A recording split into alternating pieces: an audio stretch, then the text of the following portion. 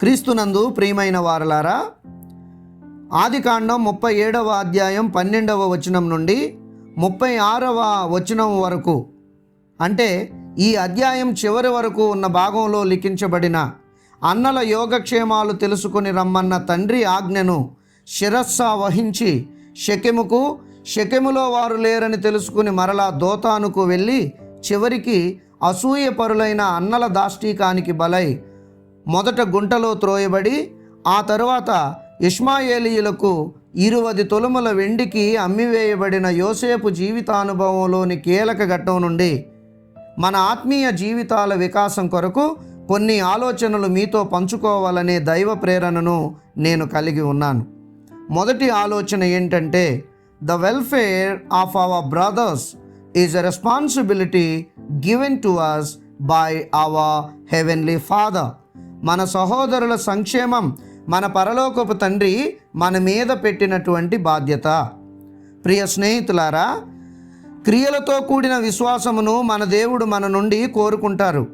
మన తోటి వారి భౌతిక మరియు ఆధ్యాత్మిక రెండు సంక్షేమాలు సమపాలలో దేవుడు మన మీద పెట్టినటువంటి బాధ్యతలు. ఆకలితో ఉన్నవానికి కూర్చోపెట్టి చేసేటువంటి బోధ, కడుపు నిండా ఆరగించిన వాడికే మరలా పెట్టేటువంటి పరమాన్నం రెండు అసందర్భాలే. మన ఆధ్యాత్మిక మార్గదర్శి నిజంగా యేసే అని మనం నమ్మితే ఈ విషయంలో యేసు వైఖరే మనకు ఆదర్శం. మార్కు సువార్త 6వ అధ్యాయం 30వ వచనం నుండి 44వ వచనం వరకు ఉన్న లేఖన భాగంలో మనం గమనిస్తే యేసు దేవునిలో మానవాళి భౌతిక సంక్షేమం పట్ల మరియు ఆత్మీయ సంక్షేమం పట్ల కూడా సమదృష్టి ఉన్నట్లుగా మనకు అర్థం అవుతుంది. 34వ వచనంలో అప్పటికే బాగా అలసిపోయి ఉన్న యేసు ఏకాంతంగా వెళ్ళి విశ్రాంతి తీసుకోవాలి అని అనిపిస్తూ ఉన్నా ఆయన యొద్దకు వచ్చిన గొప్ప జన సమూహం కాపరి లేని గొర్రెల వలె ఉన్నారని గుర్తించి అనేక సంగతులను ఆయన వారికి బోధించారు. 41వ వచనంలో శిష్యులు యేసునొద్దకు వచ్చి ఇంకా వారిని పంపివేద్దాము అంటుంటే, లేదు వారు మార్గ మధ్యలో మూర్ఛబోదురేమో అంటూ 5 రొట్టెలను 2 చిన్న చేపలను పరలోక తండ్రి వైపు కన్నులెత్తి ఆశీర్వదించి 5,000 మందికి పంచిపెట్టించారు. అందుకే యేసు అడుగు జాడలలో నడచిన ఆయన తమ్ముడైన యాకోబు తన పత్రికలో 2వ అధ్యాయం 15వ వచనం నుండి 16వ వచనం వరకు వ్రాసిన మాటలలో, సహోదరుడైనను సహోదరి అయినను దిగంబరులై ఆనాటికి భోజనము లేక ఉన్నప్పుడు మీలో ఎవడైనను శరీరమునకు కావలసినవి ఇయ్యక సమాధానముగా వెళ్ళుడి, చలి కాచుకొనుడి, తృప్తి పొందుడని చెప్పిన ఎడల ఏమి ప్రయోజనము అని ప్రశ్నిస్తూ ఉన్నాడు. అవును, ఆకలి తీర్చలేని ఆధ్యాత్మిక ప్రవచనాలు నిష్ఫలమైన ఒట్టి మాటలుగానే మిగిలిపోతాయి. అట్లయిన ఏమందుము, ఆధ్యాత్మిక సంక్షేమ బాధ్యత మన మీద లేదందామా? అట్లా అనరాదు. జాన్ వెస్లీ అంటారు, ఏమనంటే, you have one business on the earth and that is to save the souls అని. మన యేసుదేవుడు ఇలా అన్నారు. లూకా సువార్త 19వ అధ్యాయం 10వ వచనంలో, నశించిన దాన్ని వెదకి రక్షించడానికి మనుష్య కుమారుడు వచ్చెను అని.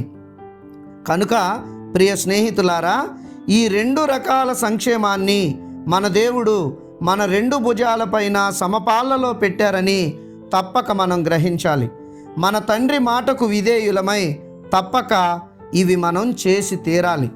ఆదికాండం 37వ అధ్యాయాన్ని ధ్యానిస్తూ ఈ విషయాన్ని నేను ఎందుకు ప్రస్తావిస్తున్నానంటే, ఇక్కడ 13, 14 వచనాలలో యోసేపు తండ్రి అయిన యాకోబు, నీ అన్నల దగ్గరకు నువ్వు వెళ్ళాలి, వారి క్షేమమును నీవు తెలుసుకోవాలి, అంతేకాదు నీ రిపోర్ట్ మరలా నువ్వు నాకు ఇవ్వాలి అంటుంటే, అన్నల యొక్క దుర్బుద్ధి పైన అంచనా ఉన్నవాడే అయినా ఆ ప్రయాణం అంత సులువు కాదు, అతనికి అంత క్షేమము కాదు అని తెలిసినా కూడా నీ సహోదరుల సంక్షేమం నీ బాధ్యత అన్న తండ్రి మాటను యోసేపు జబదాటలేదు. మంచిది, నేను వెళ్తాను అన్నాడు. తక్షణమే వెళ్ళాడు. కనుకనే అంటున్నాను, మన సహోదరుల సంక్షేమం పరలోకపు తండ్రి మన మీద పెట్టిన బాధ్యత అని. రెండవ ఆలోచన ఏంటంటే, when we found a confusion in doing our responsibilities, we must take the help of the Holy Spirit. మన బాధ్యతల నిర్వహణలో కన్ఫ్యూజన్ ఎదురైనప్పుడు పరిశుద్ధాత్మ దేవుని సహాయాన్ని మనం పొందుకోవాలి. ప్రియులారా, తండ్రి మాట ప్రకారం తన సహోదరుల సంక్షేమం కొరకు ఇల్లు విడిచి అన్వేషణ ప్రారంభించిన యోసేపు ప్రయాణంలో పెద్ద అవాంతరమే వచ్చి పడింది. తన తండ్రి చెప్పిన షెకెములో తన సహోదరులు లేరు. తండ్రి మాటను పెడచెవిన పెట్టడాన్ని ఒక జీవన విధానంగా మార్చుకున్న అతని సహోదరులు షెకెమును విడిచి ఎక్కడికో వెళ్ళిపోయారు. దాంతో యోసేపు ప్రయాణం అడకత్తెరలో పడ్డట్లయింది. వెనక్కి వెళ్ళలేడు, ముందుకు ఎక్కడికి వెళ్ళాలో తెలియదు. క్రాస్ రోడ్స్లో చిక్కుకున్నట్లయింది యోసేపు పరిస్థితి. చాలాసార్లు పిల్లల సంక్షేమమే తమ జీవితాశయంగా బ్రతికే తల్లిదండ్రులకు పిల్లలు కూడా ఇటువంటి షాక్లే ఇస్తుంటారు. తల్లిదండ్రుల మాటను మీరి వారి పరిస్థితిని క్రాస్ రోడ్స్లోకి నెట్టేస్తూ ఉంటారు. సరే, ఇక్కడే యోసేపు ఓ చక్కని పనిని చేస్తున్నాడు. చుట్టూ చూచి ఒక మనుష్యుని కనుగొని 16వ వచనంలో, నేను నా సహోదరులను వెతుకుతున్నాను, వారు ఎక్కడ మందను మేపుచున్నారో దయచేసి నాకు తెలుపుమని వినయంగా అడిగాడు. 17వ వచనంలో ఆ మనుషుడు, వారు దోతానుకు వెళ్ళారు అని చెప్పాడు. ఇదే వచనంలో యోసేపు తన అన్నలను కలుసుకోగలిగాడు, తన ప్రయాణాన్ని ముగించగలిగాడు. ప్రియులారా, పిల్లల సంక్షేమాన్ని కోరుకునే తల్లిదండ్రులు, సంఘ సంక్షేమాన్ని కోరుకునే సంఘ కాపరి, తమ తోటివారి సంక్షేమాన్ని కోరుకునే ప్రతి వ్యక్తి దాని కొరకైన ప్రయత్నంలో, ప్రయాసలో తప్పనిసరిగా ఏదో ఒక సమయంలో వెనక్కి వెళ్ళలేని, ముందుకు కదలలేని పరిస్థితులను ఎదుర్కొంటాడు.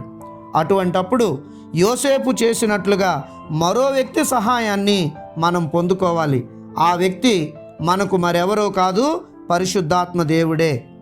ఆత్మదేవుడు క్రాస్ రోడ్స్లో ఉండే మనకు చక్కని బోధ చేసి మంచి దారిని మనకు చూపిస్తాడు. ప్రభువు శిష్యులమైన మనమందరము ఈ వాగ్దానాన్ని పొందుకున్నాం. దీన్ని మనం యోహాను సువార్త 14వ అధ్యాయం 26వ వచనంలో గమనించగలుగుతాం. ఏముంది ఇక్కడ? ప్రభువు వాగ్దానం మనకు ఆదరణకర్త అనగా తండ్రి నామమున పంపబోవు పరిశుద్ధాత్మ సమస్తమును మీకు బోధించి నేను మీతో చెప్పిన సంగతులన్నింటినీ మీకు జ్ఞాపకం చేయును అని ఇక్కడ మనకు వాగ్దానం చేయబడింది. కనుక ఎప్పుడైతే మనం క్రాస్ రోడ్స్లో నిలబడిపోయాము అన్న ఆలోచన పరిస్థితి మనకు కలుగుతుందో అప్పుడు వెంటనే మనం పరిశుద్ధాత్మ సహాయం కొరకై అర్రులు చాచాలి. అప్పుడు ఆత్మదేవుడే అక్కడి నుండి మనల్ని ముందుకు నడిపిస్తారు. మూడవ ఆలోచన కూడా మీతో నేను పంచుకోవాలనుకుంటున్నాను. ఇదేంటంటే, we must have to know that others can crush our dreams but not kill. ఇతరులు మన కలలను తొక్కి పెట్టగలరేమో కానీ చంపలేరు అని మనం తెలుసుకోవాలి. యోసేపు తన తల్లికి లేక పుట్టిన కుమారుడు. ఎంతో అల్లారు ముద్దుగా చూసుకుంది తల్లి. యాకోబులాగా తల్లి కూడా తనకు ఎంతో ఇష్టమైనటువంటి యోసేపుతో ఎన్నో జ్ఞాపకాలను కలిగి ఉంది. యాకోబు రాహేలుకు చాలా సంవత్సరాల తరువాత యోసేపు పుట్టినవాడు గనక యోసేపు పట్ల ఎంతో ఇష్టాన్ని, ప్రేమను పెంచుకున్నాడు.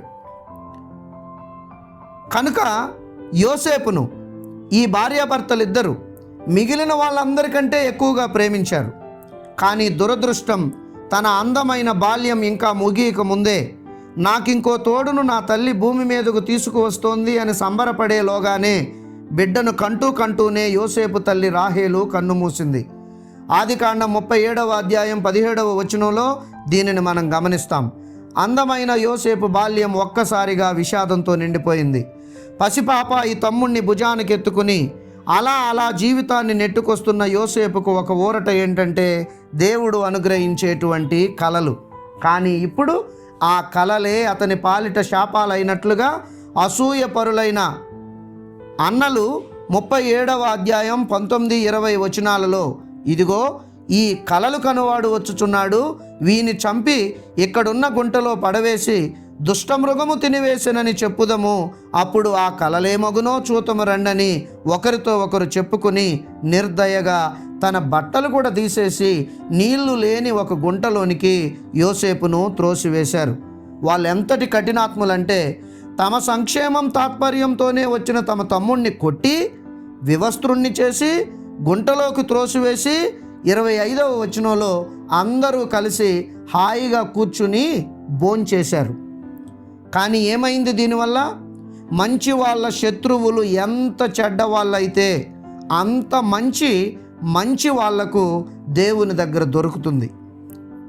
దేవుడు ఇష్టపడే వారిని ఏ గుంట బంధించగలుగుతుంది? ఏ చెరసాల బంధించగలుగుతుంది? ఏ సింహాల బోను బంధించగలుగుతుంది? ఏ అగ్నిగుండం బంధించగలుగుతుంది? సమస్తమును తనకు లోపరచుకున్న శక్తి కలిగిన దేవుడు యోసేపు కలలను గుంటలో పాతేయాలి అనుకున్న తన సహోదరుల దుర్బుద్ధిని గ్రహించాడు. గుంటలోని గాయాల పాలైన యోసేపు మూలుగులను వినే దేవుడు విన్నాడు. ఇంకా తన కార్యం చేయడం ఆరంభించాడు. చేపను పట్టాలనుకునే జాలరి ఒక వానపామును ఎరవేసినట్లుగా దేవుడు దురాశాపరులైన యోసేపు అన్నలకు 28వ వచనంలో కేవలం 20 వెండి నాణేలు ఎరగా వేసి వారి ద్వారానే యోసేపును గుంటలో నుండి పైకి తీసుకువచ్చాడు. అన్నలు పాతిపెట్టాలనుకున్న తన కలలను సాకారం చేసుకోవడానికి ఆ అసూయ పరులకు అందనంత దూరంగా దేవుని ద్వారా యోసేపు అప్పటి ప్రపంచానికి ఒక పేరెన్నిక గల దేశమైన ఐగుప్తుకు తీసుకొని వెళ్ళాడు. విధి విచిత్రం. దైవ కార్యం ఏంటంటే, ఏ కలలైతే అన్నల ద్వారా గుంటలోనికి త్రోసివేయబడడానికి కారణమయ్యాయో ఆ కలలే, అటువంటి కలలకు భావము చెప్పగల జ్ఞానమే యోసేపు పాలిట వరమైంది. ఐగుప్తు అగ్రాసనముపై ఆయనను కూర్చోబెట్టింది. ఆ తరువాత చివరికి అసూయ పరులను అతనికి పాదాక్రాంతులను చేసింది. కనుక ప్రియమైన దేవుని వారలారా, భవిష్యత్తు పట్ల కలలు కనడం నీ వల్ల అయితే నీ కలలను సాకారం చేయడం నీ దేవుని వల్ల అవుతుంది. ఈ లోకంలో కలలు కనే నీపైన అసూయ పరులు దాడి చేసి కొంతకాలం ఆ కలలను తొక్కి పెట్టగలరేమో కానీ కలలకు మాత్రం ఎన్నడూ చావు లేదు. అందుకే అబ్దుల్ కలాం కూడా యువతకు పిలుపునిస్తూ కలలు కనండి, ఆ కలలను సాకారం చేసుకోండి అంటారు. కనుక ప్రియ స్నేహితులారా, మన సహోదరుల భౌతిక సంక్షేమం, ఆధ్యాత్మిక సంక్షేమం సమపాలలో దేవుడు మన మీద పెట్టినటువంటి బాధ్యతలు. కష్ట సమయాలలో సాయం కోసం చేయి చాచిన వారిని ఎప్పుడూ కాదనకండి. ఆత్మీయులను, కుటుంబ సభ్యులను కోల్పోయిన వారిని ఆదరించండి. బిలో పావర్టీ లైన్లో ఉండి చేసుకోవడానికి పనులు కూడా లేక ఆకలితో అల్లాడే వారి ఆకలిని పట్టించుకోండి. కుటుంబ సంక్షేమం కొరకో, నీవు పనిచేసే సంస్థ సంక్షేమం కొరకో, నీవు ఉన్న సంఘ సంక్షేమం కొరకో, లేక నీ చుట్టూ ఉన్న సమాజ సంక్షేమం కొరకో నీవు చేసే ప్రయత్నంలో, ప్రయాసలో విఘ్నాలు ఎదురైతే వెనుతిరగకండి. పరిశుద్ధాత్మ దేవుడు మీ వెన్నంటే ఉన్నారు. ఆయన సహాయాన్ని మీరు ఎప్పుడు అర్థించండి.